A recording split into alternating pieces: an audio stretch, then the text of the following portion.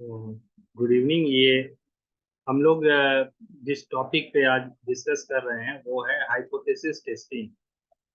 और इसी में जैसे कि प्रीवियस वीडियो में आपने देखा, हाइपोथेसिस का बेसिक क्या है, हाइपोथेसिस क्या होता है, उसकी क्या जरूरत है, क्या पर्पस है, उसका क्या रोल है, क्या इम्पोर्टेंस है एक रिसर्च में, वो हम लोगों ने जाना। इसके साथ साथ हम लोगों ने ये भी देखा कि हाइपोथेसिस जो है वो कितने टाइप्स के होते हैं, कुछ उसके बेसिक टाइप्स को बताया गया है।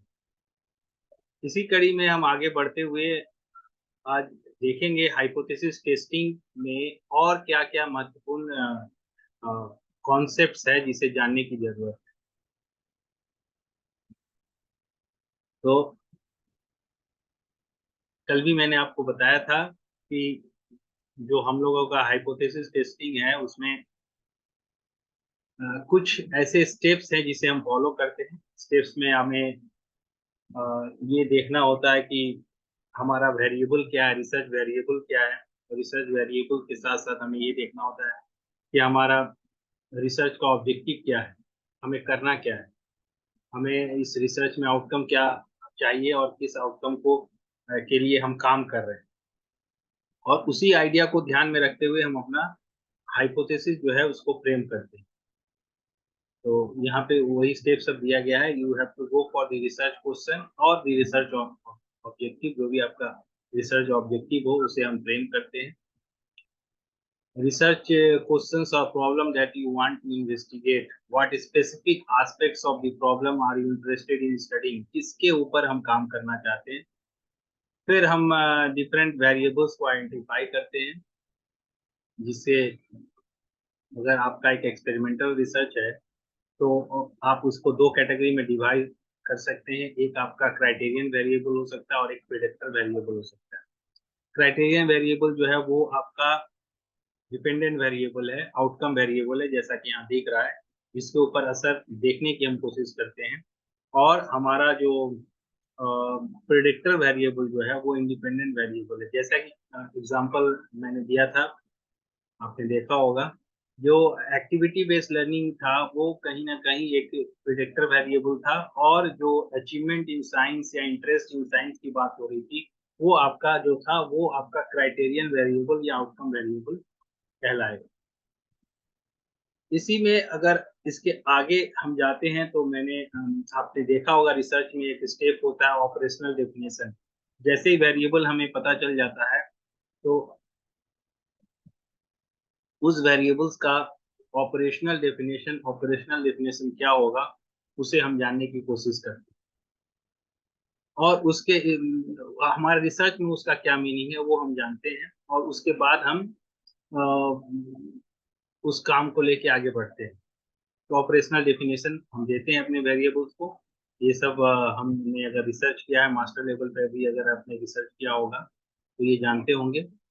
तो ये बेसिक ऑब्जेक्टिव्स आपको फाइनलाइज कर लेते हैं। आप वेरिएबल्स अपने आइडेंटिफाई कर लिए, इंडिपेंडेंट वेरिएबल है, डिपेंडेंट वेरिएबल है, स्टडी वेरिएबल है। डिफरेंट टाइप्स के वेरिएबल हम एक स्टडी में देख सकते हैं। उसके बाद उस वेरिएबल को हम अच्छी तरह से पहचान ले, अगर ऑपरेशनली हम उसको जान लेते हैं। जैसे कि मैंने आपको बताया था कि पर्सनैलिटी अगर आप मेजर कर रहे हैं तो पर्सनैलिटी, अगर आपके स्टडी में पर्सनैलिटी एक बहुत बड़ा ब्रॉड डोमेन है, लेकिन अगर आपके स्टडी में पर्सनैलिटी का मतलब है कि आइजेंक के टेस्ट में, है ना, आइजेंक के द्वारा बनाया गया टेस्ट में पर्सनैलिटी का जो स्कोर आएगा वो आपके आपके स्टडी में वो पर्सनैलिटी का सूचक होगा, या पर्सनैलिटी को वो ही रिप्रेजेंट करेगा। तो वो वहाँ पे ऑपरेशनल डेफिनेशन इस तरह से दिया जाता है, और वी कैन अंडरस्टैंड दैट कि हमारे स्टडी में इसका क्या लिमिटेशन है या हम इसको क्या समझ रहे हैं। तो ऑपरेशनल डेफिनेशन होने के बाद, ऑपरेशनल डेफिनेशन जैसे ही हो गया, जैसे यहाँ पे आप देख सकते हैं, यहाँ पे भी दिया गया है। अब जैसा मैं आपको बता रहा था, एकेडमिक परफॉर्मेंस सपोज आपका वेरिएबल है, तो एकेडमिक परफॉर्मेंस यहाँ देखिए operationalise at average test scores in mathematics and science over 1 year. हम एकेडमिक परफॉर्मेंस को किस तरह से हमारे स्टडी में जानने की कोशिश कर रहे हैं। तो हमारे स्टडी में एकेडमिक परफॉर्मेंस जो है, बच्चे का जो पिछले एक एकेडमिक ईयर में जो भी मैथमेटिक्स और साइंस में जो स्कोर आया है वो हमारे स्टडी में इसका एकेडमिक परफॉर्मेंस कहलाएगा। और उसके बाद हम रिसर्च हाइपोथेसिस बनाते हैं। रिसर्च हाइपोथेसिस जैसे कि मैंने आपको बताया था, ये आपका नल हाइपोथेसिस के फॉर्म में हो सकता है, अल्टरनेटिव हाइपोथेसिस के फॉर्म में हो सकता है। टोटली आप ऑपरेशनल डेफिनेशन को यूज करते हुए आप उसको लिख सकते हैं, या स्टैटिस्टिकल टर्म में आप लिख सकते हैं। आप लिटरेरी टर्म में लिख रहे हैं तो वो आपका एक रिसर्च हाइपोथेसिस या थ्योरेटिकल हाइपोथेसिस हो जाएगा। अगर आप स्टैटिस्टिकल टर्म में लिख रहे हैं तो वो ज्यादा बेटर होगा, ज्यादा अंडरस्टैंडेबल होगा, ज्यादा आप उसको सोच सकेंगे कि इसको कैसे जाके हमें टेस्ट करना है।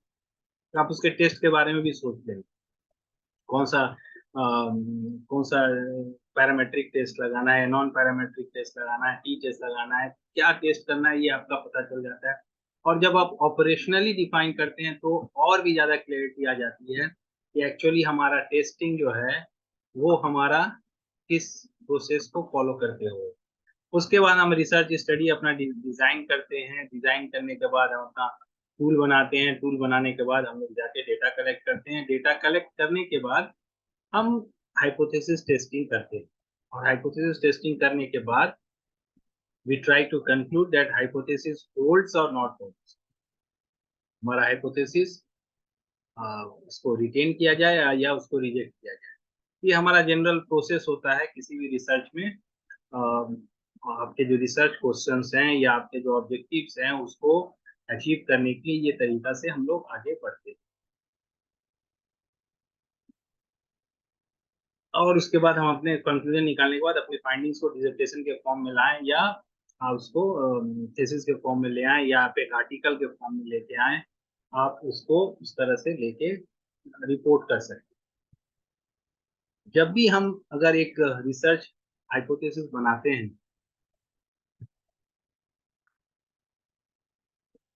जैसे यहाँ एक एग्जांपल दिया गया है। यहाँ एक एग्जांपल दिया गया है कि सपोज आपका एक एक्सपेरिमेंटल स्टडी है, और आपका एक एक्सपेरिमेंटल स्टडी में we want to test a framed hypothesis, we need to formulate in operational term either in null form or in alternative form। हम उसको null form या alternative form में बनाते हैं। ये क्या है, हमें बहुत अच्छी तरह से पता है कि null form क्या होता है और alternative form क्या होता है। Operational hypotheses are vital in research because they bridge the gap between abstract concepts and concrete measurement and manipulation। Operationally जब आप hypothesis operational term में लिखते हैं तो रिसर्चर को क्लियर कट आइडिया हो जाता है कि हमें जो वेरिएबल्स हैं उनको किस तरह से उससे डेटा कलेक्ट करना है, या कैसे उसका असेसमेंट होगा, या उससे डाटा कहाँ से आएगा, वो कौन सा टूल होगा, किस सेटिंग में हमें कंडक्ट करना है टेस्ट, ये सारा चीज। उसी तरह से अगर आपका जैसे यहाँ लिखा गया है कि आपका एक्चुअल मैनिपुलेशन क्या हो रहा है, आपको आप एक्टिविटी बेस्ड लर्निंग कर रहे हैं, आप कॉन्सेप्ट मैपिंग के थ्रू पढ़ा रहे हैं, आप फ्लिप लर्निंग कर रहे हैं, तो आप पूरी तरह से उसको उस हाइपोथेसिस को इस तरह से फ्रेम करते हैं जिससे कि आगे भी उस स्टडी को कोई रिप्लिकेट करना चाहे, दोहराना चाहे, तो वो कंफ्यूज ना करे। फॉर एग्जाम्पल, अगर आपने ये कहा कि फ्लिप मेथड से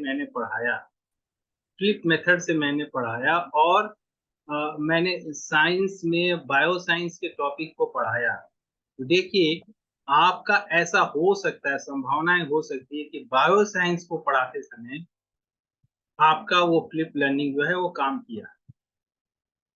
बट अगर आप इसको ऐसे लिख देते हैं कि flip learning effect of studying flip effect of flip learning on achievement in science, and you just hide the concept that you are teaching bioscience topics। तो अगर कोई उसको आपके स्टडी को रेप्लिकेट करने जा रहा है, और suppose he is a physics teacher, तो वो तो हो सकता है कि आपके स्टडी के आधार पे अगर वो फाइंडिंग लाने की कोशिश करेगा, may be the experiment will not work. तो इसलिए अगर आप ऑपरेशनली डिफाइन करते हैं, देन ऑपरेशनली आप लिखते हैं, जस्ट ट्राई टू अंडरस्टैंड कि there is effect of activity based learning on achievement test in science, which is scored on the basis of marks obtained in the chapters of biology। मैंने थोड़ा जल्दी में बनाने की कोशिश किया, इसको और बेटर वे में बनाया जा सकता है। तो मैंने जब ऑपरेशनली आपको डिफाइन किया तो मैंने बताया कि आप अचीवमेंट टेस्ट का ऊपर उसका असर देख रहे हैं जो कि आपने कलेक्ट किया है बायो साइंस के एग्जाम्स को लेकर, बायो साइंस के चैप्टर के एग्जाम्स को लेकर। तब आपके स्टडी को अगर कोई देखता है then he will be very much careful to do the second time whenever he is going to repeat the study, or just to try to see that if it is functional किसी और एक जगह किसी और किसी class में अगर वो देखने की कोशिश करता है तो वो हमेशा ध्यान रखिएगा कि यहाँ बायो साइंस की बात हो रही है, नॉट एंटायर साइंस की बात हो रही है। तो ये कहीं ना कहीं हमारा ऑपरेशनल डेफिनेशन होने से ये सेटिंग के बारे में हमें पता चलता है। एक और एग्जांपल देंगे हम। सपोज आपने उस पर्टिकुलर व्यक्ति ने आपका मेथोडोलॉजी जब वो लिख रहा था तो उसने बताया कि हम हर दिन या 15 डेज हमने एक्टिविटी बेस्ड मेथड से बच्चों को पढ़ाया या फ्लिप लर्निंग से पढ़ाया और बायो साइंस का टॉपिक पढ़ाया। इट इज वेरी गुड, हम उन्होंने बायो साइंस भी बता दिया। लेकिन उन्होंने एक चीज मिस कर दिया। Suppose the person was taking the classes in the first half of the regular time period, जो भी स्कूल का जो रेगुलर टाइम पीरियड होता है उस फर्स्ट हाफ में फर्स्ट पीरियड में वो क्लास लेता है और उसने इस चीज को बताया नहीं, है ना, उसने इसको रिपोर्ट नहीं किया। और जब उस स्टडी को कोई रेप्लिकेट करने जा रहा है और किसी सेकेंड स्कूल में जाके या किसी दूसरे सेटिंग में करने की कोशिश कर रहा है and he is not able to get the first period classes, उसका स्कूल का एडमिनिस्ट्रेशन बोल रहा है कि नहीं आपको मैं इस तरह से क्लासेस नहीं दे सकता, आप एक्स्ट्रा टाइम में क्लास ले लीजिए। आप जब क्लासेस ओवर हो जाएंगे जो बच्चे इंटरेस्टेड होंगे उनको आप एक्टिविटी बेस्ड मेथड से पढ़ाइए, आपको हम लोग एक्स्ट्रा क्लासेस मतलब रेगुलर क्लासेस में टाइम। सो आपने उस कंडीशन को ध्यान रखा और आपने जाके क्लासेस लिया एक्स्ट्रा टाइम में 3 बजे 4 बजे या स्कूल की जब छुट्टी हुई 1 बजे 2 बजे। So there may be chances that due to this the exact manipulation the exact independent variable जो है वो वर्क नहीं करे, है ना। ऐसा हो सकता है कि आपका फ्लिप मेथ जो है वो काम ना करे, आपको दूसरी तरह की फाइंडिंग आ जाए और आप सोचने लगे कि जो एक्सपेरिमेंट जो किया गया है वो एक्सपेरिमेंट कहीं ना कहीं कुछ प्रॉब्लम है उसमें, उसको जनरलाइजेबल नहीं किया जा सकता, जनरलाइज नहीं किया जा सकता। ये भी किस लिए हुआ, क्योंकि आपने अपनी सेटिंग को अपनी स्टडी में हाईलाइट नहीं किया, आपने बताया नहीं कि हम जब क्लासेस लेते थे वो रेगुलर आवर्स की क्लासेस थे हिंदी नॉर्मल टाइम पीरियड। हो सकता है कि जब कोई दूसरा रिसर्चर उस स्टडी को कर रहा है और शाम में जब बच्चे पूरी तरह से थक गए हैं, इंटरेस्टेड फील नहीं कर रहे हैं, उनको भूख लगी हुई है, घर जाना चाहते हैं, उस समय आप उसका क्लास ले रहे हैं। So it may be the case that कि आपका स्टडी काम ना करे। इसलिए मैं बताने की कोशिश कर रहा हूँ कि ऑपरेशनल डेफिनेशन जब आप देते हैं या ऑपरेशनल रूप में जब आप हाइपोथेसिस को फ्रेम करते हैं तो इसके क्या क्या बेनिफिट है। एनी रीडर या कोई भी थर्ड पार्टी जब आपके स्टडी को पढ़ता है तो उसे पूरी तरह से क्लियर कट आइडिया हो जाता है कि एक्चुअली आपने किस सेटिंग में किस तरह से उस पर्टिकुलर वेरिएबल को मेजर किया है, so that the replicability is there, आप उस स्टडी को दोबारा दोहरा सकते हैं। तो ये मैं बताने की कोशिश कर रहा था। तो आपने क्या किया, डेटा कलेक्ट किया और उसके बाद आपने हाइपोथेसिस बनाया। जैसे यहाँ एक एग्जांपल दिया गया, देयर इज, और ये देख सकते हैं आप अल्टरनेटिव फॉर्म में या नल फॉर्म में बना सकते हैं। यहाँ पे लिखा गया है there is no significant difference between the mean gain scores in achievement test of experimental group learning through blended learning and the control group learning through the traditional learning approach। ये एजुकेशनल एग्जांपल है और यहाँ पे आप देख सकते हैं कि it is framed in the form of null hypothesis, null hypothesis के फॉर्म में बनाया गया है ना, नल हाइपोथेसिस के फॉर्म में बनाया गया है।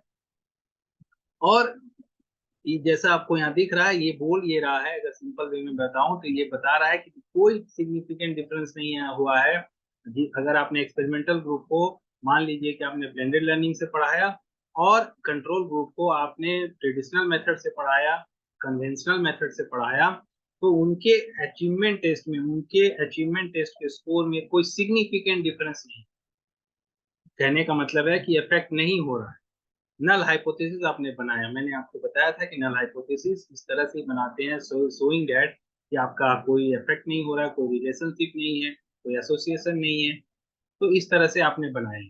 Where as the alternative hypothesis का क्या हो सकता है, अगर आपके पास बहुत सारे लिटरेचर अवेलेबल हैं जिसमें ये बात कहा गया है कि टेक्नोलॉजी इंटीग्रेट करके पढ़ाने से बच्चों का अचीवमेंट बढ़ता है, या इस तरह की बात कही गई है कि नहीं फ्लिप मेथड से करने से बच्चों का अचीवमेंट, तो आपको एक आइडिया आता है कि नहीं there may be the positive effect या सिग्निफिकेंट डिफरेंस होगा। तो यहाँ देखिए, there is significant difference between the mean gain scores in the achievement test of experimental group learning through blended learning and the control group learning through traditional learning approach. यहाँ पे जब हमने hypothesis बनाया है तो हमने यहाँ दिखाया कि, और ये देख लीजिए कि ये बनाया गया एक अल्टरनेटिव हाइपोथेसिस है, और इसका फॉर्म जो है वो नॉन डायरेक्शनल है, because it is not saying that experimental group has better score, it is just saying there is significant difference. Significant difference बता रहा है कि दोनों ग्रुप के परफॉर्मेंस में सिग्निफिकेंट डिफरेंस है, और जिस एक्सपेरिमेंटल ग्रुप और ट्रेडिशनल ग्रुप मेथड से जो पढ़ाया गया है उस दोनों ग्रुप के परफॉर्मेंस में डिफरेंस है। So it is in the alternative form and in that also known directional form. Non, अगर डायरेक्शनल फॉर्म में होता तो डायरेक्ट लिखा था कि the mean gain score of experimental group is higher than the mean gain score of the control group learning through traditional method। तो ये अगर हम डायरेक्शनल फॉर्म में बनाते हैं अल्टरनेटिव तो इस तरह से। अब ये हमेशा याद रखिएगा, जब हम डायरेक्शनल फॉर्म में बनाते हैं, जब हम डायरेक्शनल फॉर्म में अल्टरनेटिव हाइपोथेसिस बनाते हैं तो वन टेल का कंडीशन होता है, because you are sure about कि किस तरफ का डायरेक्शन है, कौन ज्यादा है कौन कम है, या रिलेशनशिप है तो पॉजिटिव है कि नेगेटिव है। So it is the case of one tail case. लेकिन अगर हम अल्टरनेटिव हाइपोथेसिस बनाते हैं कि there is a difference then and not suggesting any, कोई एक डायरेक्शन नहीं देते हैं उसमें, तो it is in the form of two tail test. Two tail test के फॉर्म में है।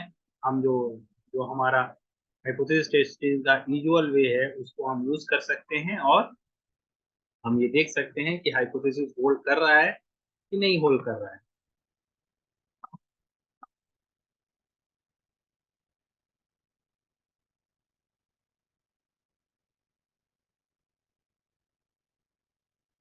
इसके बाद अगर आप आगे चलते हैं तो आप देख सकते हैं कि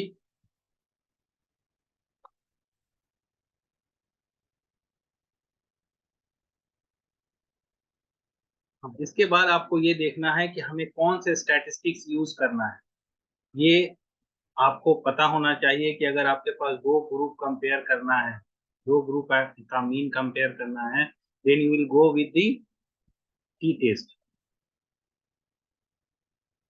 और आपके पास अगर मल्टीपल ग्रुप है तो you can go with F test. अगर रिलेशनशिप की बात है तो कोरिलेशन ऑफ कोफिशिएंट देखेंगे, और इस तरह से अलग अलग पैरामीटर्स हमें यूज करने पड़ते हैं आपके डेटा के नेचर के हिसाब से, आपके एक्सपेरिमेंट जैसा किया गया है उसके हिसाब से, आपने सर्वे किया हुआ है तो उसमें किस तरह की हाइपोथेसिस टेस्टिंग होगी, तो आप अपना टेस्ट स्टैटिस्टिक्स जो है उसको खोज के निकालते हैं। Now this is the vital point जो मैं आपको बताने की कोशिश कर रहा हूँ। नाउ अब ऐसा हो सकता है कि अगर आपने, इसको ध्यान से देखिएगा, ये इसका बहुत इंपॉर्टेंट पार्ट है।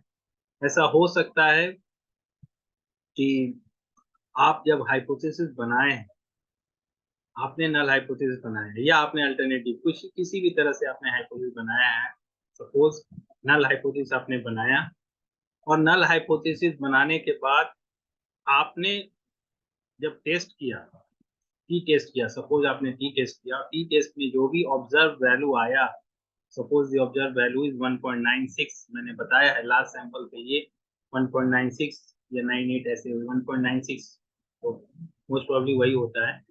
तो आपका 1.96 आ गया, और आपने बता दिया कि जो नल हाइपोथेसिस जो है वो रिजेक्ट कर देंगे क्योंकि हमारा वैल्यू जो है वो क्रिटिकल वैल्यू को क्रॉस कर गया।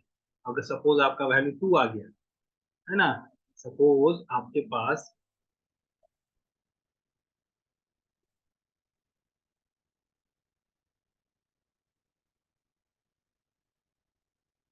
आपने टी टेस्ट किया है, तो ये टी टेस्ट है, और टी टेस्ट में आपका दोनों ग्रुप के मीन है, दो इंडिपेंडेंट ग्रुप अगर है आपके पास, तो M1 माइनस M2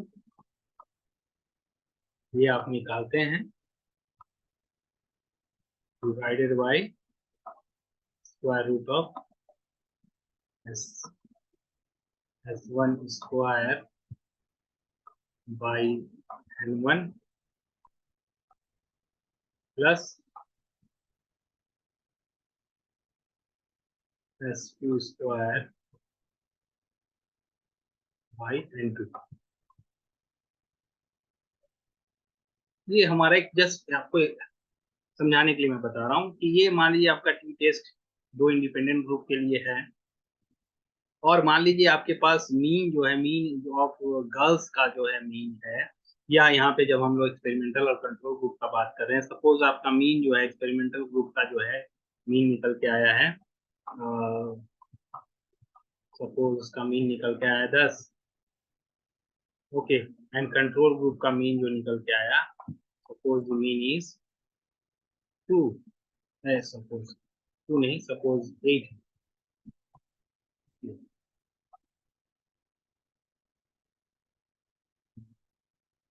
सपोज उसका कंट्रोल ग्रुप का मीन जो है वो 8 है। तो अगर आप ऐसे जनरल सीखने की कोशिश कर रहे हैं, तो आपको यहाँ दिख रहा है कि एक्सपेरिमेंटल ग्रुप जो है वो हायर मीन रखा है, और it is 2 point higher than the control group. लेकिन क्या हम इससे डिसीजन ले सकते हैं कि हमारा जो एक्सपेरिमेंटल ग्रुप है वो अच्छा कर रहा है, हमारा जो मेथड है वो अच्छा काम कर रहा है, और एक्सपेरिमेंटल ग्रुप जो है वो अच्छा कर रहा है कंट्रोल ग्रुप से? तो ये हम नहीं कर सकते हैं। आपको पता होगा कि जब रिसर्च करते हैं तो हमारा रिसर्च जो है एक सैंपल पे काम करता है, और एक सैंपल में पॉपुलेशन के सारे एलिमेंट्स निहित हो, ये हम सुनिश्चित करने के लिए कोई ऐसा ऐसा कुछ नहीं है कि हम साइंस का एक्सपेरिमेंट कर रहे हैं कि 1 kg सॉल्ट जैसा होगा, 1 मिलीग्राम सॉल्ट में भी वही नेचर होगा। We are doing research in social sciences, human sciences, human behaviour पे कर रहे हैं। तो जैसे ही हम एक सैंपल को लेके काम करते हैं, तो क्या ये एक्सपेरिमेंटल ग्रुप और कंट्रोल ग्रुप के बीच का डिफरेंस जो कि दो है, टू टू रेटिंग पॉइंट्स या 2 पॉइंट से डिफर है, क्या ये इतना स्ट्रॉन्ग है कि हम ये बोल दें कि हमारा जो डिफरेंस जो है वो सिग्निफिकेंट है, एंड वी कैन कंक्लूड कि हमारा जो भी ब्लेंडेड लर्निंग मेथड जो है वो काम कर रहा है, वो अच्छा है, और वो ज़्यादा अच्छा अचीवमेंट आपको ला के देगा? तो ये डिपेंड करता है डिफरेंट फैक्टर्स पे। क्योंकि अगर हमने सपोज आपने दो ही सैंपल पे काम कर लिया, दो बच्चों को लेके पढ़ा दिया, है ना, दो बच्चों को आपने ब्लेंडेड लर्निंग से पढ़ा दिया, या 5 बच्चों को आपने ब्लेंडेड लर्निंग से पढ़ा दिया, और एक ग्रुप में मान लीजिए 100 बच्चे हैं जो कि कन्वेंशनल मेथड से पढ़ रहे हैं, तो क्या हमारा ये रिजल्ट जो है दो दो का डिफरेंस जो है वो क्या होल्ड करेगा? तो हमारा जनरल नॉलेज ये बोलता है कि ये ऐसा इस तरह से नहीं हो सकता, दो लोगों पे कुछ कंक्लूड करके आप नहीं बोल सकते। सो इसीलिए हमारा जो डिफरेंस जो है वो मैटर नहीं सिर्फ करता है, we have to take care about the standard deviation. Standard deviation के बारे में सोचना पड़ता है, we have to take care about the sample size, sample size के ऊपर देखना पड़ता है। तो इसलिए ये फॉर्मूला हम यूज करते हैं, स्टूडेंट टी टेस्ट जो है, इसको जो एक रेशियो है जो कि रेशियो देता है दोनों मीन के डिफरेंस और divided by standard deviation, and this N1 plus N2, ये जो फॉर्मूला है हम यूज करते हैं। और इसको देख के हमें पता चलता है कि अगर हमारे पास सैंपल साइज बड़ा हो जाए, है ना, इसीलिए हम बोलते हैं कि कोई भी रिसर्च कर रहे हैं तो सैंपल साइज बड़ा ले, है ना। ऐसे इसका भी एक रूल है कितना सैंपल साइज लेना चाहिए। लेकिन जैसे हम नंबर्स को बढ़ाते हैं, you can see that this factor can always increase this difference. ये डिफरेंस को बढ़ा सकता है, क्योंकि आप देख सकते हैं ये डिनोमिनेटर में भी, नीचे डिनोमिनेटर में अगर कुछ है, तो ये फैक्टर अगर बढ़ता है, तो ये फैक्टर जो मेन डिफरेंस जो है, जो कि यहाँ आपको 10 - 8 2 दिख रहा है, ये और एक बड़ा फैक्टर हो सकता है, क्योंकि जाके मल्टीप्लाई हो। लेकिन इसी तरह से स्टैंडर्ड डेविएशन अगर ज्यादा है, स्टैंडर्ड डेविएशन अगर ज्यादा हो जाता है, तो स्टैंडर्ड डेविएशन के ज्यादा होने से हमारा काम जो है वो खराब होगा, हमारा जो जो टी है वो लेस हो जाएगा, है ना, क्योंकि ये डिनोमिनेटर है, स्टैंडर्ड डेविएशन जो है डिनोमिनेटर दिखाता है, n1 n2 जो है इसके नीचे का फैक्टर है, ये ऊपर में जाके ऊपर मल्टीप्लाई हो सकता है। तो इसीलिए कोई बोला जाता है कि एक सैंपल, अच्छा सैंपल वो होता है जिसका स्टैंडर्ड डेविएशन जो है वो स्मॉल हो और जो सैंपल साइज हो वो बड़ा हो। इसलिए हम सैंपल में सैंपलिंग हम लोग आगे देखने वाले हैं। तो इसलिए हम जब टी टेस्ट किए, now let me erase this one, मिटा देते हैं। तो जैसे ही हमने टी टेस्ट किया, टी टेस्ट करने के बाद हमें मान लीजिए डिफरेंस निकला, we have taken care of standard deviation, हमने n1 को भी डाला, n2 को डाला, दोनों ग्रुप को देख के एक्सपेरिमेंटल कंट्रोल, उसके बाद जो डिफरेंस निकाला वो डिफरेंस जो है वो मान लीजिए 2.2 आया, और हमारा क्रिटिकल वैल्यू टी टेस्ट के लिए हम जानते हैं कि क्रिटिकल वैल्यू 1.96 होता है। तो आर वी कंक्लूडिंग कि हमारा जो डिफरेंस है वो सिग्निफिकेंट है।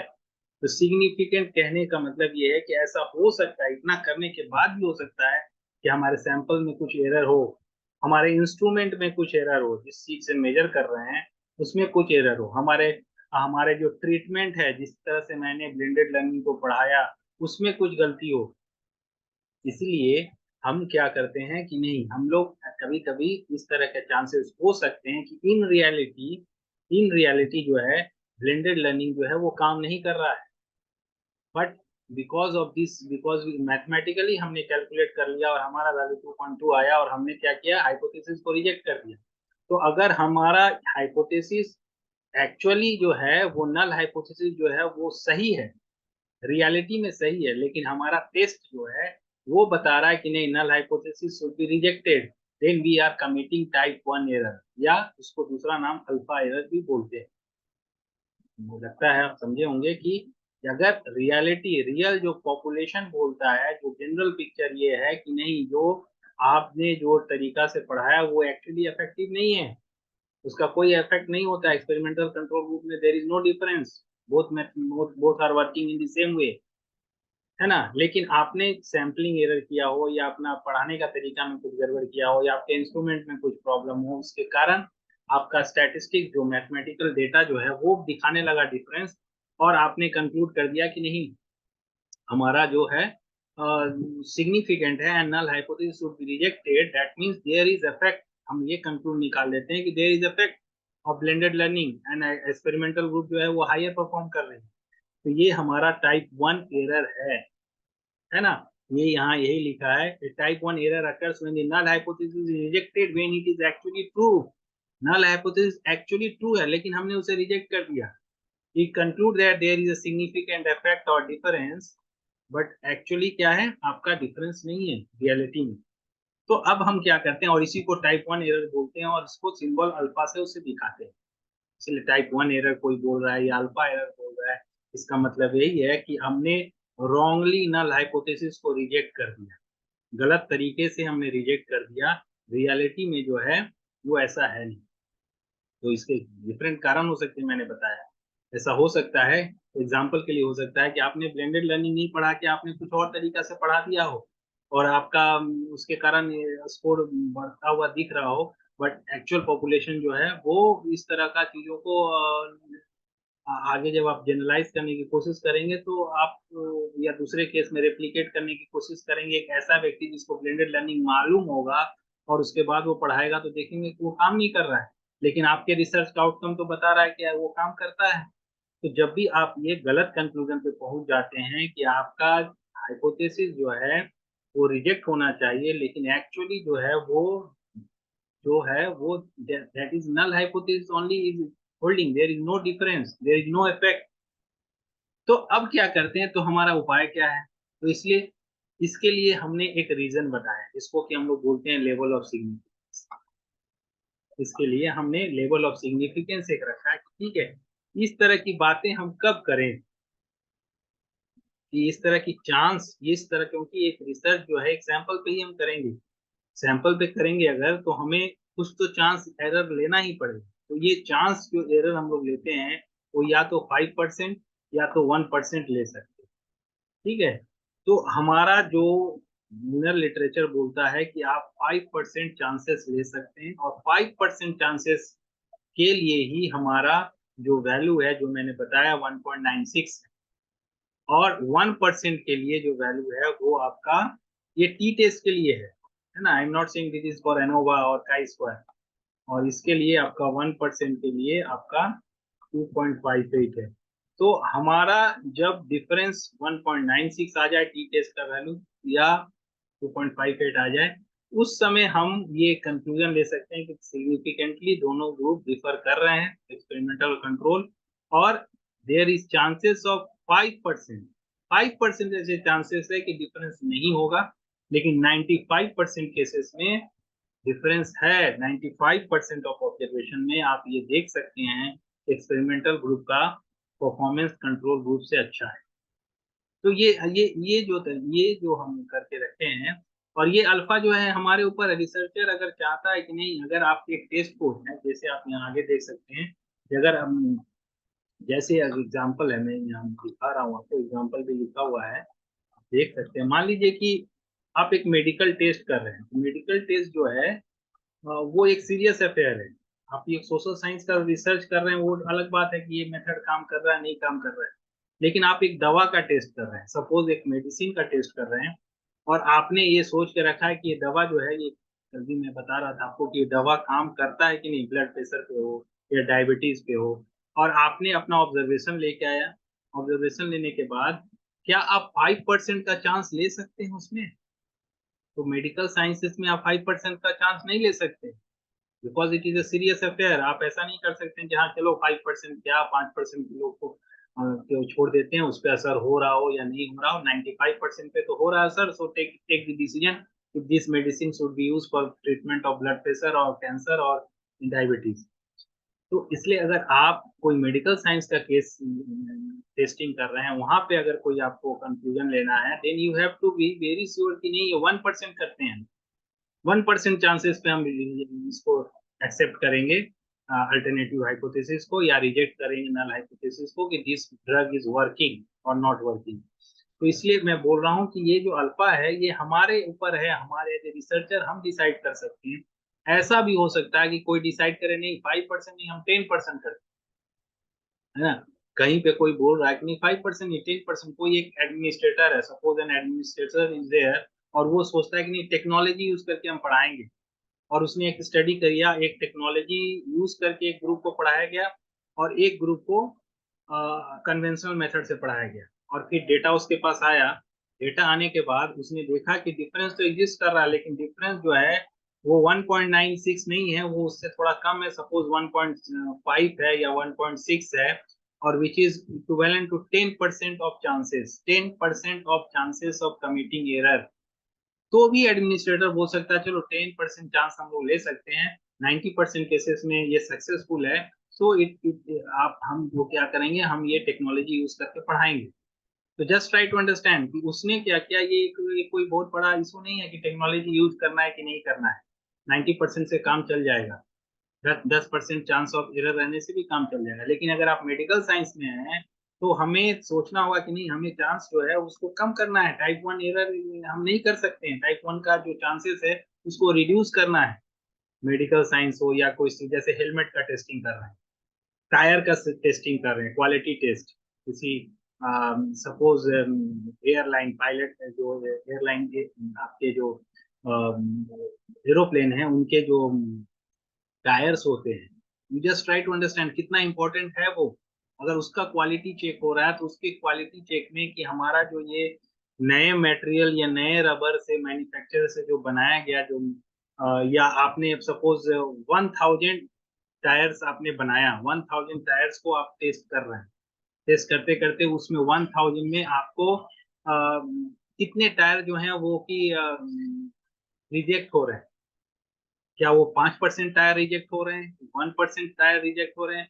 आप अगर वहां 1% टायर भी रिजेक्ट हो जाते हैं then it is a serious matter. हमें ये सोचना होगा कि नहीं 1% नहीं, इसमें तो हम 0.0001% तक पहुंच जाए तो वो ज्यादा अच्छा है कि नहीं। ये जो टायर जो बन रहा है, ये टायर जो मैन्युफैक्चर हो रहा है इस कंपनी के द्वारा, उस ये इसी कंपनी से हम करवाएंगे, because there is chances of 0.001% of committing an error. तो ये हमें सोचना है कि हम टाइप 1 एरर को किस तरह से रिड्यूस करेंगे। एरर को रिड्यूस तो करना है ना। तो ये टाइप 1 एरर हुआ। इससे अगर हम आगे बढ़ते हैं, एग्जाम्पल ऑफ टाइप 1 एरर दिया गया है यहाँ पे, जैसे ड्रग, ये मैं ऑलरेडी आपको बता दिया, एक्सप्लेन कर दिया, ड्रग इज इफेक्टिव और नॉट इफेक्टिव। तो अगर हम ये सोच लें कि नहीं ड्रग जो है वो इफेक्टिव हो जा रहा है, तो हमें ये सोचने की जरूरत है कि टाइप 1 एरर जो है मेडिकल साइंसेस में हमें उसके लेवल को और ज्यादा बढ़ाना होगा, जिससे कि हम इस तरह का एरर को कमिट ना करें। Now coming to the next, इसके अपोजिट चीजें भी हो सकती है। अपोजिट चीज ये हो सकता है कि एक्चुअली में there is an effect, in reality there is effect, null hypothesis should be rejected but we fail to reject, हम उसको रिजेक्ट नहीं कर पाए। इस चीज को कि हम बीटा एरर बोलते हैं या टाइप 2 एरर। कहने का मतलब है कि एक्सपेरिमेंटल ग्रुप पे ब्लेंडेड लर्निंग जो है, आपने जो डेटा कलेक्ट करके लाया, और कंट्रोल ग्रुप से आपने जो डेटा कलेक्ट करके लाया अचीवमेंट का, और उसको जब आपने टी टेस्ट किया और वहां देखा कि आपका जो डिफरेंस जो है वो सिग्निफिकेंट नहीं है, बट इन रियलिटी, रियलिटी में जो पॉपुलेशन जो है, अगर आप और भी कुछ सैंपल ले लें और लार्जर सैंपल कर दें, उस समय ऐसा दिखता है कि actually there is difference, in reality that method is actually good. लेकिन आपका हाइपोथेसिस जो है, आपका जो टेस्ट जो है, आपका टेस्ट जो है वो इतना कैपेबल नहीं था, आपका एक्सपेरिमेंट में आपने कुछ लैकुना रखा, आपके सैम्पलिंग में कुछ लैकुना रहा, कि आप वो इफेक्ट डिटेक्ट ही नहीं कर पाए।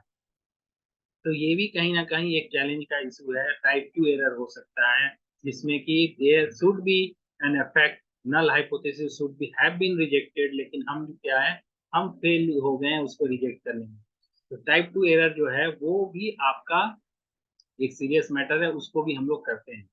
Now one more thing is there, जो कि बार बार हम देखते हैं बहुत सारे जगह में ये बताया जाता है, जिसको बोला जाता है पावर ऑफ टेस्ट, है ना।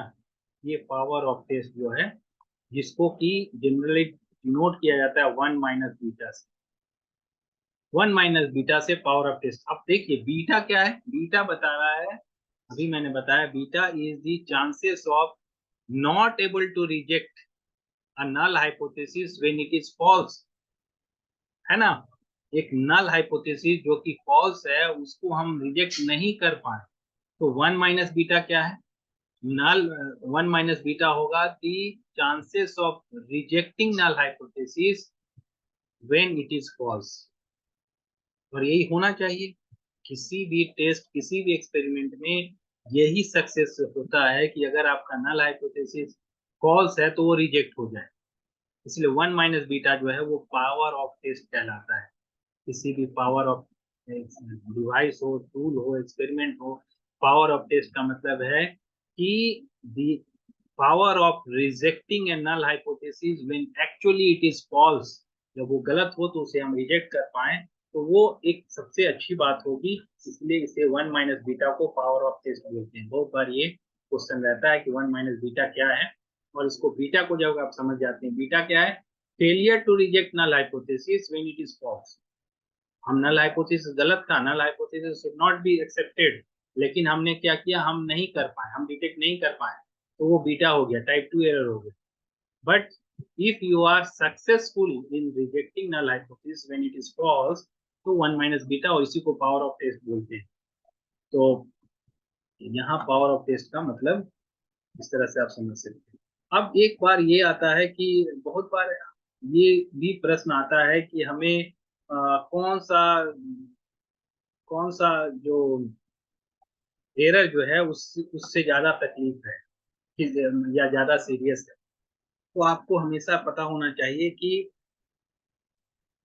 वी आर गोइंग, इसके अलग अलग कंटेक्स्ट हैं। पहला कंटेक्स्ट मैं बता दूं, मैंने ऑलरेडी बता दिया, पहले इसको आप देख लीजिए। मैं अभी मेडिकल साइंस के बारे में बता रहा था कि आप अगर किसी मेडिसिन के बारे में सोच रहे हैं, जस्ट ट्राई टू अंडरस्टैंड, आप एक मेडिसिन के बारे में सोच सकते हैं, तो उस समय आपको टाइप 1 एरर जो है वो करने से पहले आपको सोचना पड़ेगा, और आपको उसमें 5% नहीं करके 1% के बारे में सोचना चाहिए, क्योंकि 1% चांसेस है।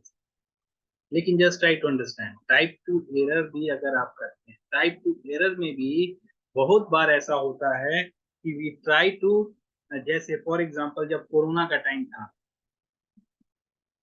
जब कोरोना के टाइम में था तो आपको याद होगा, हम लोग सब लोग देखे होंगे, कोरोना के टाइम में हम लोग वैक्सीनेशन के लिए जा रहे हैं, वैक्सीनेशन के लिए जा रहे थे, तो वैक्सीनेशन के समय अ, कोई बोल रहा था इसके लिए 10 साल लगेगा, कोई बोल रहा था 20 साल लगेगा, कोई बचेगा कि नहीं बचेगा। तो डू यू थिंक दैट कि इतने सारे टेस्ट जो किए गए हैं वैक्सीनेशन को बनाने के समय, are we are going to, आप हमने क्या किया, हमने तो उसमें क्योंकि लाइफ सेविंग का बात था, लाइफ सेविंग का बात था, अगर हम उस समय अगर इस तरह की बात करने लगेंगे कि नहीं हमें टेस्ट करना है, हमें .1 पर पहुंचना है या .001 पे पहुंचना है, तो वहां उसको नहीं करके हमने क्या किया कि नहीं, we have to go for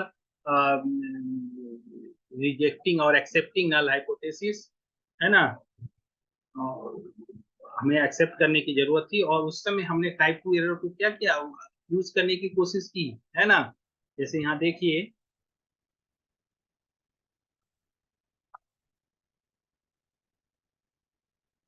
यहाँ जैसे मैं उसी का एग्जांपल आपको बताने की कोशिश कर रहा हूँ।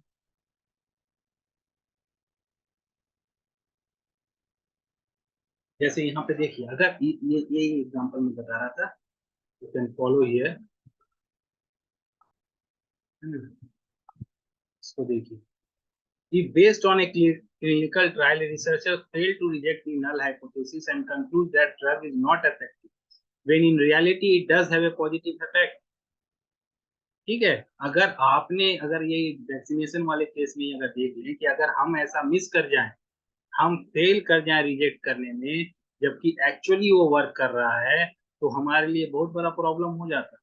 इसलिए हमें उस समय क्या जरूरत था, हमें जरूरत था कि पावर ऑफ टेस्ट को हम बढ़ाएं और ऐसा कोशिश करें कि जिसके कारण जो है हमारा नल हाइपोथेसिस रिजेक्ट हो जाए, है ना। तो इसलिए इस समय के इस सब केस में हमें क्या करना पड़ता है, we have to go for situation where we can easily reject null hypothesis, है ना। उस समय अगर हम ये बढ़ा दें कि नहीं 5%, 10% पे हम जाके देखेंगे, तो या 1% पे जाके देखेंगे, .001% पे जाके देखेंगे, तो हमारे लिए बहुत ज्यादा क्रिटिकल हो जाता है, और ये वैक्सीनेशन जो है अवश्य ही बहुत समय लग जाता है उसको अप्रूवल कराने में। तो वहां पे जब लाइफ थ्रेटनिंग का समय हो, उस समय हम बहुत बार ऐसा करते हैं कि हम अ, अपने लेवल ऑफ सिग्निफिकेंस को थोड़ा ऊपर करते हैं, ना कि उसके वैल्यूज को इतना नीचे कर दें, की वैल्यू को इतना ज्यादा नीचे कर दें कि हमारे लिए उस बैरियर को या उस बेंचमार्क को पहुंचना ही बहुत डिफिकल्ट हो जाए, है ना। तो ये यहाँ पे समझना है। फिर मैं आपको बता रहा था कि कौन सा सीरियस है, टाइप 1 एरर सीरियस है कि टाइप 2 एरर सीरियस है। तो अगर आप सोशल साइंसेज में भी अगर इसको देखते हैं, तो ये बहुत बार ऐसा प्रश्न भी आता है, और ये प्रश्न में अगर आप इसका उत्तर के बारे में सोचेंगे, तो अवश्य ही type 1 error is more challenging situation या more problematic situation, critical situation. क्योंकि आप सोच लीजिए कि अगर आप हम नल हाइपोथेसिस का मतलब क्या है, हम न्यूट्रल हैं, neutral, no relationship, no effect, इस तरह की चीजों को लेके रखते हैं, है ना। हमारा approach until unless we get sound proof, जब तक हमें साउंड प्रूफ नहीं मिल जाता है कि डिफरेंस है, तब तक हमें डिसीजन नहीं लेना चाहिए। तो अगर हमारा टाइप 1 एरर का चांस बन जाता है, that means we say that we are getting something, हमने बोल दिया कि हमें अफेक्ट मिल गया, बट एक्चुअली रियलिटी में नहीं है। हमने बोल दिया कि रिलेशनशिप सिग्निफिकेंट है, बट एक्चुअली उसमें है नहीं। तो हमारा ये जो एरर करना जो है वो ज्यादा प्रॉब्लमेटिक है। कहने के मतलब ये है कि अगर हमने ये कह दिया कि एक्टिविटी बेस्ड मेथड एक्चुअली काम नहीं करता हो, लेकिन हम बोल दें कि एक्टिविटी बेस्ड मेथड काम कर रहा है, based on few sample, 4 sample, एक एक्सपेरिमेंट करके हम एक बड़ा कंक्लूजन ले लें कि एक्टिविटी बेस्ड मेथड काम करता है या ब्लेंडेड लर्निंग काम करता है, और हम इसको जनरलाइज करने की कोशिश करें। इससे ज्यादा बेटर है कि नहीं, हमारा ये काम करते हुए भी अगर एक टाइप 2 एरर जो है ये थोड़ा सा कम रिस्की है। सपोज आपने एक एक्सपेरिमेंट किया, एक एक्सपेरिमेंट करने के बाद आपको ऐसा मिला, एक्चुअली में हो सकता है वो ब्लेंडेड लर्निंग काम कर रहा हो या एक्टिविटी बेस्ड मेथड काम कर रहा हो, लेकिन आपके स्टडी के फाइंडिंग में वो डिटेक्ट नहीं हो, that is not a very serious issue, ये कोई सीरियस इशू नहीं है। आप बाद में भी जाके और एक्सपेरिमेंट करके दोहरा सकते हैं, और फिर दोबारा आप इसको लेके आपको लग सकता है कि नहीं, आप पिछले बार गलत हुआ था, अभी आ रहा है, या हम रिपीटेशन ट्रायंगुलेशन करके हम ये देख सकते हैं। तो ये सीरियस इशू नहीं है। ना कि हम ना इफेक्ट होते भी हम तुरंत कंक्लूड कर लें कि नहीं, इफेक्ट तो है, उसको यूज करना है। इसलिए अगर आपको इस तरह का प्रश्न आता है तो type 1 is relative bit in social sciences, in context of social sciences it is little serious matter then committing type 2 error. ये टाइप 1 और टाइप 2 एरर, हाँ थोड़ा सा ये बार बार इसे एग्जांपल्स के थ्रू समझने की जरूरत है। लेकिन एक बार जब आप इसको समझ जाएंगे तो आप इसको वेरियस एग्जांपल्स को करके इसको आप और प्रैक्टिस करके इसको जान सकते हैं। जैसे आपको यहाँ मैंने एक फिगर बना के समझाने की कोशिश किया है ना, 2 पेज में हो गया, लेकिन but you try to see. जैसे यहाँ एग्जांपल है, मैंने जैसे बोला था, null hypothesis is false, null hypothesis reality में फॉल्स है ना। और जो मॉडल है, मॉडल मतलब आपका जो आउटकम आया है वो उसमें भी निकला है false, then it is there is no problem, true positive, कोई प्रॉब्लम नहीं है। लेकिन null hypothesis is true, null hypothesis true है, और आपने निकाला है मॉडल जो है वो निकाल के आ रहा है कि नहीं आपका फॉल्स है, मतलब नल हाइपोथेसिस को रिजेक्ट कर दें, तो ये टाइप 1 एरर का काम है ना, इस समय टाइप 1 एरर हो जाएगा। उसी तरह से नल हाइपोथेसिस एक्चुअली में फॉल्स है, लेकिन आपका मॉडल जो है वो निकाल के लेके आता है कि वो नल हाइपोथेसिस जो है वो ट्रू है ना।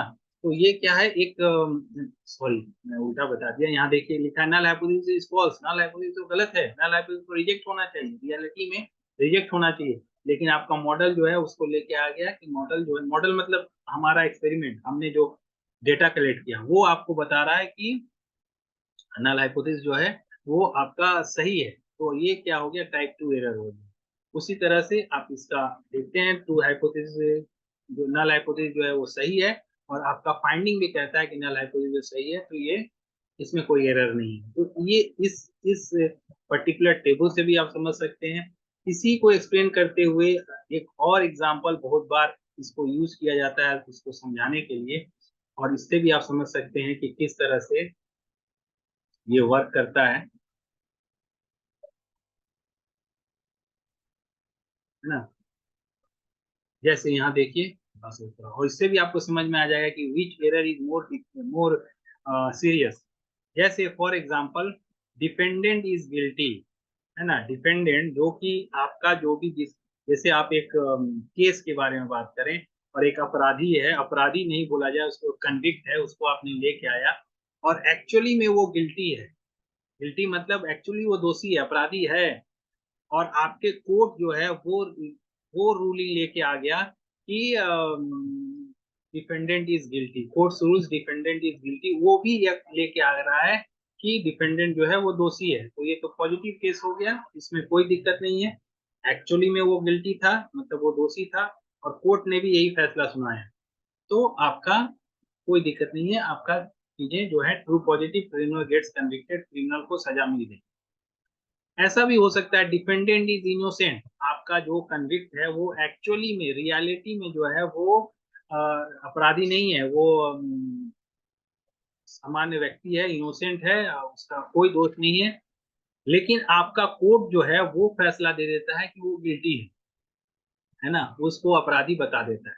तो इसमें क्या हो गया, ये टाइप 1 एरर का एक एग्जांपल है। और इसमें क्या होगा, इनोसेंट एक जो अपराधी ना हो उसको सजा हो जाए।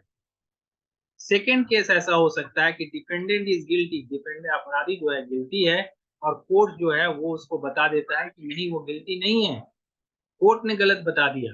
तो आपका ये क्या होगा, ये अगेन एक एरर का चांस है, जिसको कि बीटा एरर को बोलते हैं, क्रिमिनल गेट्स फ्री, क्रिमिनल अपराधी जो है वो छूट गया, है ना। और इसका दूसरा एग्जांपल हो सकता है कि डिपेंडेंट इज इनोसेंट, डिपेंडेंट जो है वो इनोसेंट है, और कोर्ट जो है वो भी बता रहा है कि वो इनोसेंट है।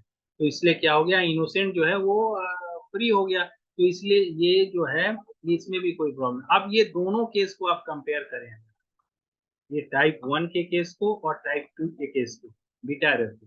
यहाँ क्या बोला है, इनोसेंट गेट्स कन्विक्टेड, और इसमें क्या बोला गया है, क्रिमिनल गेट्स फ्री। आपने ये एक वाक्य सुना होगा कि 1000 जो दोषी हैं वो भले ही छूट जाए जेल से, लेकिन एक भी इनोसेंट व्यक्ति को सजा नहीं होना चाहिए। तो यहाँ देखिए, यहाँ पे वही हो रहा है कि एक इनोसेंट को सजा हो गया। तो ये टाइप 1 एरर जो है, इसलिए ही हम बोलते हैं कि टाइप 1 एरर जो है वो ज्यादा थोड़ा सीरियस है, और उसके बारे में हमें बहुत केयरफुल रहने की जरूरत है। एक अपराधी छूट जाता है, वो भी सीरियस मैटर है, is also a serious matter, लेकिन अगर एक निरपराधी जो अगर उसको सजा हो जाती है तो वो बहुत सीरियस मैटर।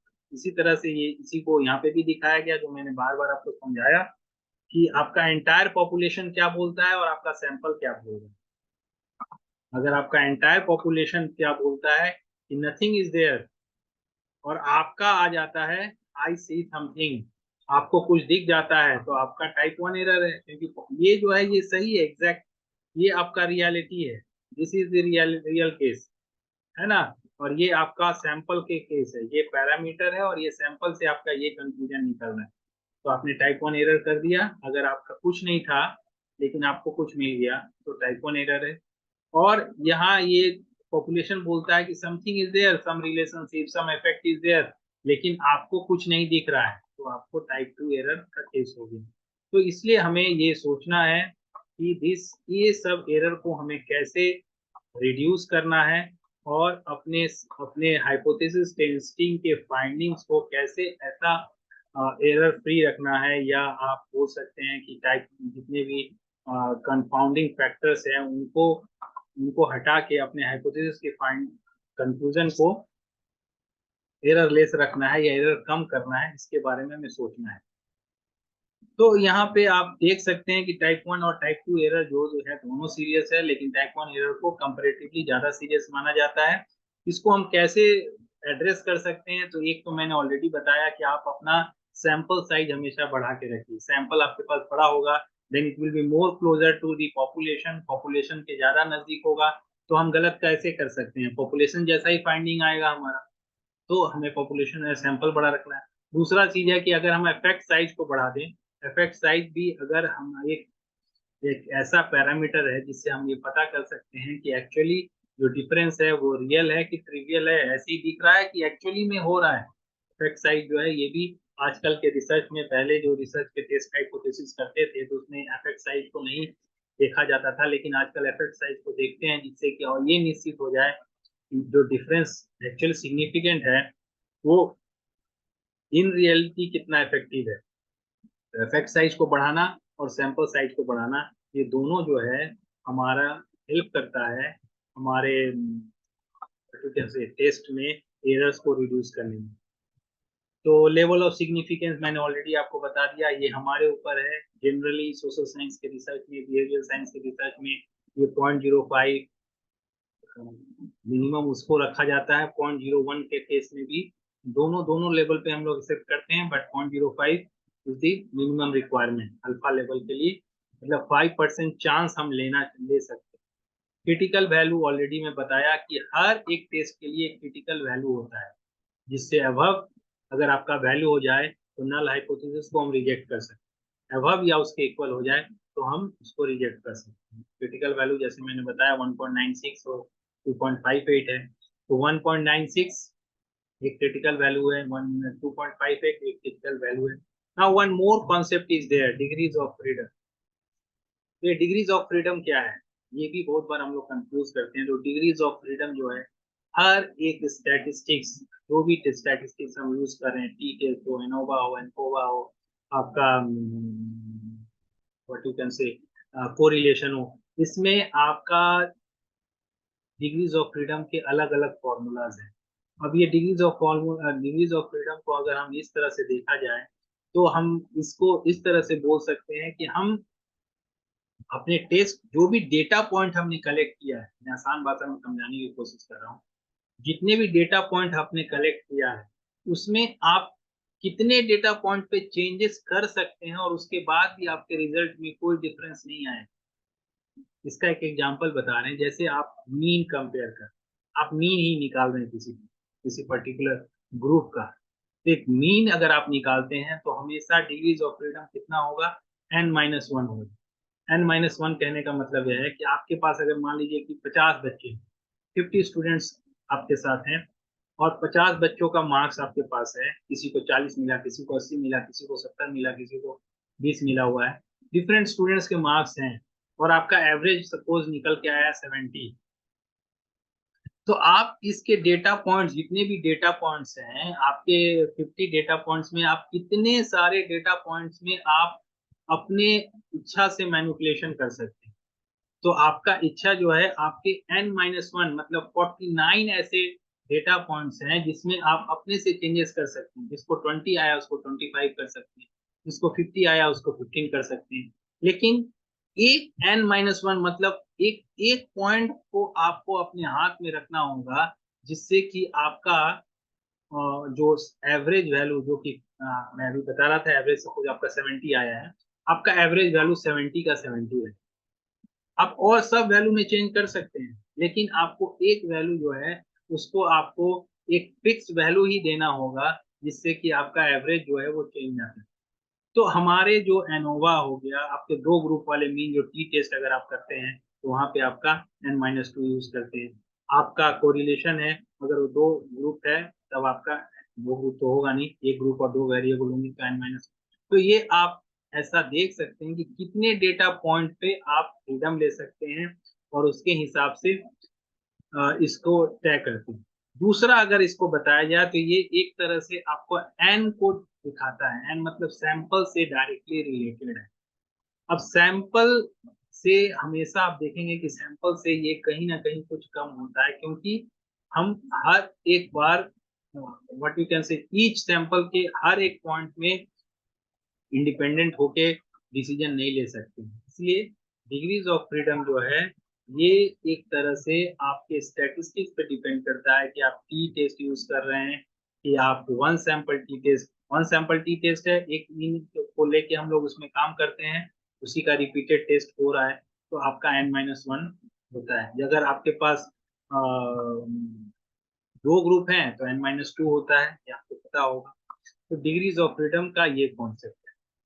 और ये आप सोच सकते हैं कि n जो है, जो सैंपल का साइज है, उससे रिलेटेड ये मैटर है, और इससे हम इसको इस तरह से यूज करते हैं। Then critical region, critical value मैंने बताया। क्रिटिकल रीजन हो गया, जैसे मान लीजिए 1.96 से 2.58 एक पर्टिकुलर क्रिटिकल रीजन है, उसके बीच के जितने पॉइंट होंगे वो 0.05% या 0.05 लेवल का वैल्यू सब है ना। 1.96 आ जाए, 1.97 आ जाए, 98 आ जाए, 98, वो रेंज जो है वो 5% रेंज वाला रेंज में आता है। वैसे ही जैसे हम 2.58 को क्रॉस कर जाएंगे तो 1% के रेंज में आ जाएगा। Now coming to the p value, जो कि मैं आपको बता रहा था, पी वैल्यू किसी भी टेस्ट में, आप एनोवा कर रहे हैं, काई स्क्वायर कर रहे हैं, टी टेस्ट कर रहे हैं, आप कोरिलेशन कर रहे हैं, इसमें पी वैल्यू जो है वो मैटर करता है। और इसके लिए आप टी टेस्ट, आपका क्रिटिकल वैल्यू, आपका ये सारे चीज, ये सब डिपेंडिंग अपॉन द टेस्ट, या डीएफ, डीएफ हो गया या क्रिटिकल वैल्यू जो हो गया, डिपेंडिंग ऑन द टेस्ट ये वेरी करेगा, है ना। आपका क्रिटिकल वैल्यू टी टेस्ट के लिए अलग होगा, एफ के लिए अलग होगा, काई स्क्वायर के लिए अलग होगा, एनकोवा के लिए अलग होगा। लेकिन आपका जैसे ही आप डिग्रीज ऑफ फ्रीडम में भी जाते हैं तो वन सैंपल टी टेस्ट के लिए अलग है, इंडिपेंडेंट सैंपल के लिए अलग है, एनोवा के लिए अलग है। लेकिन पी वैल्यू जो है ये आसान है कंपैरेटिवली समझना, ये बार बार बच्चों को समझाया जाता है, but they are just confusing. P value को वो किस तरह, पी वैल्यू हमेशा आपको याद रखना है, सिंपल कॉन्सेप्ट है कि P value should be always less than और इक्वल टू 0.05, है ना। क्योंकि हमारा अल्फा क्या है, 0.05 है। 0.05 से अगर हमारा 0.05 या उससे कम है तो हमारा रिजेक्शन का रीजन है, we can reject the null hypothesis. Simple fundamental ये है कि आपका पी वैल्यू 0.05 या उससे जितना नीचे जाएगा उतना ज्यादा आपके पास चांसेस ऑफ एरर जो है वो रिड्यूस करने का है। पी जो है probability of committing error, less chances of committing error, है ना। 5% chances there, 1% chances there, 0.25 chances is there. ये हमारा जो है एक ऐसा रेंज दिखाता है जो कि हमारे लिए, और ये किसी भी टेस्ट, ये टी टेस्ट हो, एनोवा हो, एनकोवा, सबके लिए 0.05 या उससे कम का ही होगा।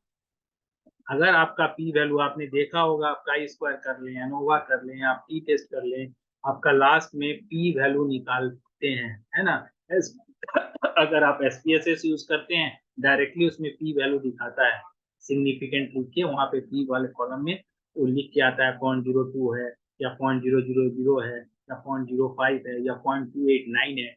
ये कॉलम में जब आकर आप वैल्यू देखते हैं, अगर ये वैल्यू 0.05 या उससे लेस है, then you are able to reject the null hypothesis। अगर ये 0.05 से ऊपर है तो नल हाइपोथेसिस को आप रिजेक्ट नहीं कर पाएंगे। आपका जो मॉडल है वो इतना सक्सेसफुल नहीं हुआ कि आप हाइपोथेसिस को रिजेक्ट कर पाए, और आपका जो भी नल हाइपोथेसिस है वही एक्सेप्ट होगा। लेकिन अगर आपका नल की वैल्यू 0.05 या उससे कम हो, 0.05 हो, 0.04 हो, 0.03 हो, 0.01 हो, ये सारे, या 0.000 हो, या 0.045 हो, ये बच्चे कंफ्यूज करते हैं। ये सब क्या है?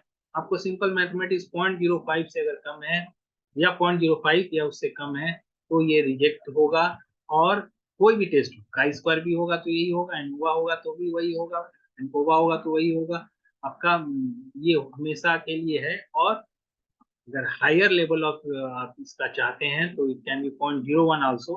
अगर आपका टेस्ट का डिमांड है कि नहीं 0.01 रीजन पे हम जाके रिजेक्ट करेंगे नल हाइपोथेसिस को, तो पी वैल्यू को 0.01 या उससे कम होना चाहिए। तो पी को हम लोग देखते हैं जनरली, अगर आप एक्सेल में करते हैं टी टेस्ट, एक्सेल में भी टी टेस्ट होता है, तो एक्सेल में अगर आप टी टेस्ट करते हैं तो आपको देखेंगे कि वहां पे टी टेस्ट का वैल्यू में, जब आप टी टेस्ट रन कर रहे हैं तो वो पी वैल्यू को ही दिखाता है। They are not showing the critical value, critical value नहीं दिखाता है, वो सिर्फ पी वैल्यू दिखाता है। क्योंकि हमें पी वैल्यू से ही मतलब है, मतलब ये है कि हमें लास्टली तो ये डिसीजन लेना है कि नल हाइपोथेसिस एक्सेप्ट करना है या रिजेक्ट करना है। तो वहां पे टी टेस्ट अगर आप रन करते हैं, बहुत बार बच्चे टी टेस्ट वहां रन कर लेते हैं, और जो वैल्यू आता है उसी को लिख देते हैं टी रेशियो का वैल्यू या एनोवा का वैल्यू। लेकिन अगर आपने, अगर स्टैटिस्टिक्स का एडिंग पैकेज ऐड नहीं किया एक्सेल में, तो वो आपको पी वैल्यू ही दिखाएगा। और पी वैल्यू को देख के अगर वो 0.05 का उससे लेस है, you can conclude that the hypothesis has to be accepted or it has to be rejected। तो p वैल्यू जो है इसका मायने ये है, यहाँ लिखा हुआ भी है, if we calculate a p value of 0.03 which is less than 0.05, you have to typically reject the null hypothesis। क्योंकि 0.05 से लेस हो गया तो हमें रिजेक्ट करना है। तो ये हमें सोचना है कि हमें p वैल्यू का क्या मतलब होता है। ऐसे ये सब चीजें बहुत क्रूशियल है, और इसे हम जितना जल्दी समझ जाएंगे उतना ज्यादा आसान होगा। This is the last part, कि हम कैसे इस पर्टिकुलर चीजों को, जैसे कि आपका पावर ऑफ टेस्ट को कैसे बढ़ा सकते हैं, टाइप 1 और टाइप 2 एरर को किस तरह से हम रिड्यूस कर सकते हैं, ये हमें किस तरह से होगा, उसके ऊपर ये लास्ट पार्ट है।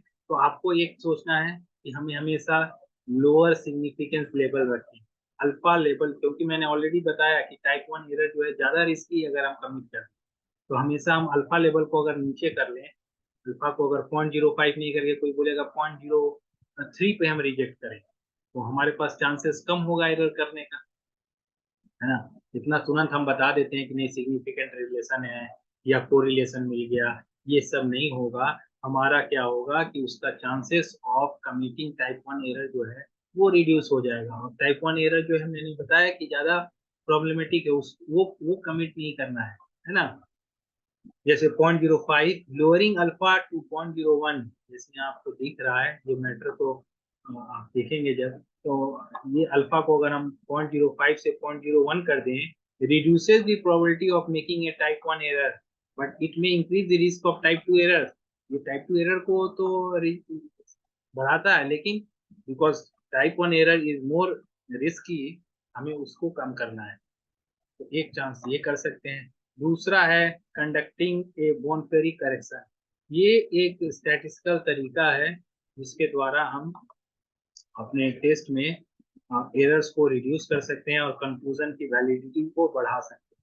If you perform multiple hypothesis test simultaneously, है ना, in a family of test, बहुत सारे टेस्ट, मान लीजिए कि आपने पर्सनैलिटी टेस्ट भी कर दिया है, पर्सनैलिटी आपने एक टेस्ट बैटरी यूज कर लिया है ना, टेस्ट बैटरी अगर आपने यूज कर लिया तो बोन फेरी करेक्शन को यूज करेंगे, this correction adjust the significance level. यहाँ पे भी सिग्निफिकेंस लेवल को हम एडजस्ट कर लेते हैं, जैसे यहाँ पे भी हमारा सिग्निफिकेंस लेवल जो है हम नीचे कर लेते हैं, 0.05 नहीं मान के, नहीं चलिए 0.04 करेंगे, 0.03 पे करेंगे, तो इस तरह से भी हमारा अल्फा जो है, the Bonferry correction divide the desired overall alpha level by the number of tests being conducted।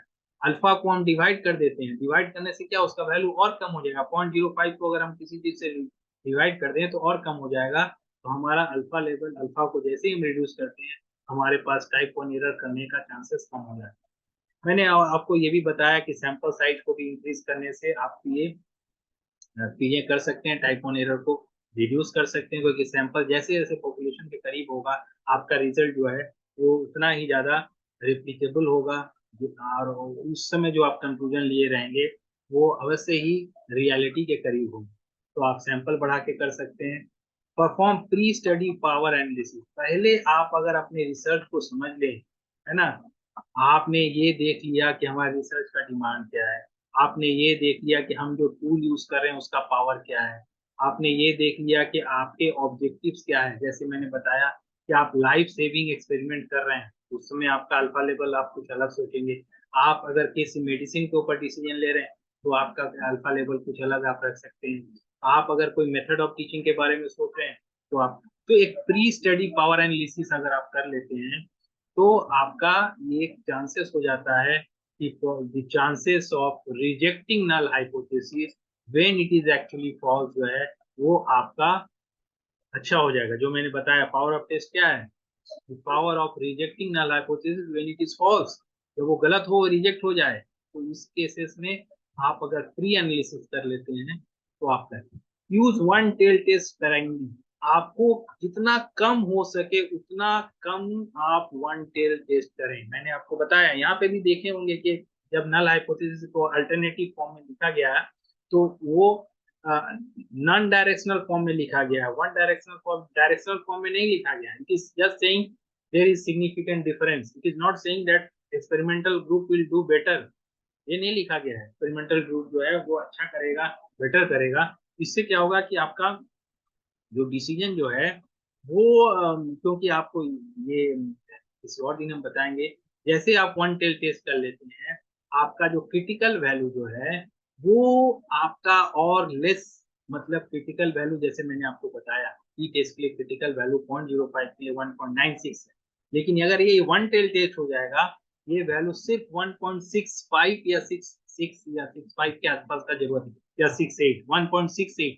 1.68 में ही आपको कैपेबल हो जाएंगे नल हाइपोथेसिस को रिजेक्ट करने की। अगर आपका वन टेल टेस्ट है, इसके पीछे क्या रीजन है, आप नॉर्मल प्रोबेबिलिटी कर्व को देखेंगे, वन टेल टेस्ट में किस तरह से डिस्ट्रीब्यूशन हो जाता है, कैसे वन टेल टेस्ट में एक ही तरफ पूरा टेल हो जाने के कारण आपका 5% एक तरफ चला जाता है, टू टेल टेस्ट में हम 2.5 दोनों तरफ डिस्ट्रीब्यूट होता है, इसके कारण ये सब रीजन है। लेकिन अगर सिंपल अगर इसको समझने की कोशिश करें तो जैसे ही हम वन टेल टेस्ट करते हैं तो हमारा क्रिटिकल वैल्यू जो रिक्वायर्ड है इसको रिजेक्ट करने के लिए वो कम हो जाता है, मतलब हमें 1.96 की जरूरत नहीं है, हम 1.68 में भी हम फोर्स कर सकते हैं, क्योंकि अल्फा ऑफ आपका two tail test is I think alpha one tail test जो है वो आपका टू टेल टेस्ट का हाफ है ना, तो हाफ करने से आप दो वहां पे पॉइंट, टोटली स्टैटिस्टिक्स हो जा रहा है, मैं इसको समझाऊंगा, जब तक मैथमेटिक्स नहीं यूज करूंगा आपको नहीं समझ में आएगा। जैसे सिंपल थोड़ा बता दें, जैसे अगर वो जो 10% में जो डिमांड करता है ना, 10% में जो क्रिटिकल वैल्यू डिमांड करता है टू टेल टेस्ट, ये 5% में इक्विवेलेंट है आपके वन टेल टेस्ट के लिए, क्योंकि अल्फा जो है वो हाफ हो जाता है, तो इसलिए हम कम वैल्यू में ही उसमें रिजेक्ट कर देंगे, और इससे क्या होगा कि आप एरर ज्यादा कर सकते हैं। इसीलिए हमारा क्या कोशिश ये होनी चाहिए कि हम कम से कम वन टेल टेस्ट यूज करें, अगर हमें अल्टरनेटिव फॉर्म बनाना भी है तो हम नॉन डायरेक्शनल बनाएं, जिससे कि टू टेल टेस्ट रहे और हमारा कंक्लूजन में एरर की संभावना कम हो। आउटलायर्स एंड एक्सट्रीम वैल्यूज, कभी कभी हम क्या करते हैं कि हमारा जब डेटा पॉइंट को हम लेके आते हैं, SPSS में भी ये सहूलियत है कि जब हम उसको एनालाइज करते हैं तो हमें आउटलायर्स सब दिखते हैं। आउटलायर्स मतलब जैसे आपको मान लीजिए कि डेटा, जैसे आपको डेटा वैल्यू मिल रहा है 30 और 80 के बीच में सारा वैल्यू है, लेकिन किसी किसी कोई वैल्यू 0 आ गया, कोई वैल्यू 99 आ गया, तो ये 0 आ गया, 99 आ गया, इसके कितने नंबर हैं और क्यों ऐसा हो रहा है, ये आउटलायर्स क्यों हैं, उसको हमें थोड़ा ज्यादा देखने की जरूरत है। हो सकता है कि वहां हमें ये पता चल सके कि हमारे सैंपलिंग में कोई एरर तो नहीं है, या हमने किसी ऐसे को तो छोड़ नहीं दिया जिसको कि हमें इंक्लूड करना चाहिए। तो ये आउटलायर्स के बारे में सोचें। रेप्लिकेट फाइंडिंग्स, फाइंडिंग्स को हम जितना बार दोहराएं, दोबारा करके देखें, तीसरी बार करके देखें, अगर वो बार बार इसी तरह का रिजल्ट आता है तो हमारा टेस्ट जो है वो सक्सेसफुल है, एरर कम है। रिसर्च डिजाइन जो यूज करें, है ना, जो रिसर्च डिजाइन आप यूज कर रहे हैं वो कितना पावरफुल है। इज इट, आपको आपको टू एक्सपेरिमेंट करना चाहिए, आपने क्वाजी एक्सपेरिमेंट कर लिया, आपने कंट्रोल नहीं किया ठीक से, एक्सपेरिमेंटल रिसर्च हम बताएंगे तो आपको उसमें समझ में आएगा। आपने डिजाइन जो सेलेक्ट किया है वो सक्सेसफुल नहीं है, उसमें बहुत सारे कंपाउंडिंग फैक्टर काम कर रहे हैं। जैसे मैंने आप पहले ही बताया कि आपने ये एक्सपेरिमेंटल क्लासेस को आपने दिन में ले लिया और कंट्रोल क्लास को आप इवनिंग में ले रहे हैं, there will be a problem, आपका प्रॉब्लम होगा, रिसर्च डिजाइन जो है आपका उसमें प्रॉब्लम है। तो रिसर्च डिजाइन को एक जैसा, अगर सुबह क्लास एक्सपेरिमेंटल ग्रुप का ले रहे हैं, सुबह ही क्लास कंट्रोल ग्रुप का भी ले। Peer review, expert peer review, expert से जाके आप बात करें, उनसे उनसे मिले, पीयर से जाके मिले आपके। अगर आप एक्सपर्ट एक रिसर्चर हैं तो आप उनसे भी, एक्सपीरियंस जो उस फील्ड के जो एक्सपीरियंस लोग हैं उससे बात कर सकते हैं, उनका बेनिफिट को आप यूज करें और उनके आउटपुट को, उनके सलाह को मानते हुए आप अपना रिसर्च को करा सकते हैं। स्टैटिस्टिकल पावर को डिफरेंट टाइप के आपके स्टैटिस्टिकल टूल्स अवेलेबल हैं जिसके द्वारा भी आप जो भी आपका एरर है उसको आप रिड्यूस कर सकते हैं। एग्जाम्पल के लिए एनकोवा, एनकोवा भी हम इसीलिए यूज करते हैं जिससे कि हमारा जो टेस्ट का फाइंडिंग है उसमें हम कुछ एरर ना करें। तो स्टैटिस्टिकल टेस्ट सब भी आपको एक हेल्प कर सकता है जिससे कि आप अपने टेस्ट के रिजल्ट को उसमें एरर को कम कर सकते हैं। बहुत बार आप जो टेस्ट है वो जो यूज कर रहे हैं वो सेंसिटिव ही नहीं है ना। जैसे अगर आपने किसी टेस्ट को करने के लिए जा रहे हैं और उस टेस्ट जो है उस इस तरह से apparatus बनना चाहिए, वो apparatus आपने बनाया ही नहीं। आपका क्रिएटिविटी का टेस्ट होना चाहिए, आप उसमें अचीवमेंट मेजर कर रहे हैं, आप ब्लेंडेड लर्निंग करने की कोशिश कर रहे हैं लेकिन ब्लेंडेड लर्निंग का कंपोनेंट उसमें दिख ही नहीं रहा है। तो आपको सेंसिटिविटी ऑफ द टेस्ट उसके बारे में भी सोचना है। Duration, exposure to the group, जितना दिन का एक्सपोजर होना चाहिए। आपने बोला कि इस मेडिसिन का असर हम देखेंगे, मेडिसिन का एक डोज होता है, कितने दिन वो डोज चलना चाहिए तब जाके वो काम करेगा। तो आपने उतना डोज उसका चलाया ही नहीं और आप उस पे जाके डिसीजन ले रहे हैं कि ये इफेक्ट कर रहा है या इफेक्ट नहीं कर रहा है। तो ये भी सोचना है कि ड्यूरेशन है वो आपको आपके स्टडी के नेचर पे डिपेंड करेगा कि आपको उसको कितने दिन लेके जाना। पोस्ट हॉक पावर एनालिसिस, बहुत बार पोस्ट हॉक करने से आप माइन्यूटली ऑब्जर्व कर पाते हैं कि जो डिफरेंस अकर कर रहा है वो एक्चुअली कहाँ कर रहा है, किस पर्टिकुलर पैरामीटर में कर रहा है, किस पर दो ग्रुप के अंदर कर रहा है। पोस्ट हॉक एनालिसिस करके भी आप टाइप टू एरर को रिड्यूस कर सकते हैं। बायसियन एनालिसिस ये भी एक स्टैटिस्टिकल टेक्निक है। और सेंसिटिविटी एनालिसिस ये रिपीटेशन हो गया है। कंपाउंडिंग वेरिएबल मैंने ऑलरेडी बताया, कंपाउंडिंग वेरिएबल्स को अगर आप रोक लेते हैं तो कंपाउंडिंग वेरिएबल्स जो हैं वो हमारे एरर्स को भी बढ़ा सकते हैं। और सेंसिटिविटी एनालिसिस मैंने ऑलरेडी बताया। तो ये लास्ट वाला पार्ट थोड़ा डिटेल और एक्सप्लेन किया जा सकता था, लेकिन मेरा मेन फोकस था आपको ये बताना कि एक्चुअली टेस्टिंग में करते क्या है। हाइपोथेसिस टेस्टिंग करते हैं, उसमें किन किन पैरामीटर का इंपॉर्टेंस होता है। पहला पैरामीटर है कि आपका क्रिटिकल वैल्यू, जो ऑब्टेन्ड वैल्यू जो आया वो क्रिटिकल वैल्यू के बराबर है या उससे ज्यादा है। ज्यादा है, नट सेल में आप इसको समझिए, अगर आपका critical obtained value critical value के बराबर या उससे ज्यादा है, irrespective of any test, ANOVA use करें, एफ टेस्ट यूज करें, एनोवा वही है, एनोवा यूज करें, टी टेस्ट यूज करें, काई स्क्वायर यूज करें। आपका अगर ऑब्टेन्ड वैल्यू आपके क्रिटिकल वैल्यू से ज्यादा या बराबर आता है तो नल हाइपोथेसिस रिजेक्ट करना है। और उसके बाद अगर आपका पी वैल्यू, वो पी वैल्यू जो आपका निकलता है वो प्रोबेबिलिटी वैल्यू होता है। तो पी वैल्यू अगर 0.05 या उससे कम निकलता है, देखिए वहां पे मैंने ज्यादा का बात किया, यहाँ पी वैल्यू में आपका अगर कम निकलता है 0.05 या उससे कम निकलता है तो नल हाइपोथेसिस रिजेक्ट होगा। और टाइप वन एरर क्या है? टाइप वन एरर है कि आपने, जबकि नल हाइपोथेसिस एक्चुअली ट्रू था, नल हाइपोथेसिस था, लेकिन आपने उसको रिजेक्ट कर दिया, है ना। Actually there was no difference, actually there was no relationship in reality, but you found that there is difference, there is relationship. तो टाइप वन एरर है, ये अल्फा एरर है। और टाइप टू एरर है जबकि एक्चुअली डिफरेंस रियलिटी में है, लेकिन आपका टेस्ट, आपका इन्वेस्टिगेशन में वो निकल के नहीं आया। आपने कुछ सैम्पलिंग एरर किया या कुछ और, जैसे इंस्ट्रूमेंटल एरर किया होगा, इंस्ट्रूमेंटेशन में एरर किया होगा, उसके कारण आपका निकल के नहीं आया, तो वो टाइप टू एरर होगा। रियलिटी में डिफरेंस है but you have not got anything. तो ये बेसिक पॉइंट थे, different types of error. And the last point, power of test. Power of test क्या है? the ability of rejecting null hypothesis when it is actually false, जब वो गलत है वो रिजेक्ट कर दे, तो वन माइनस बीटा से डिनोट करते हैं। और किस तरह से हम टेस्ट में अल्फा एरर को कम कर सकते हैं, बीटा एरर को कम कर सकते हैं, ये सब मैंने आपको बताया। और ऐसा है, आपको ये समझ में आया होगा। Okay, thank you.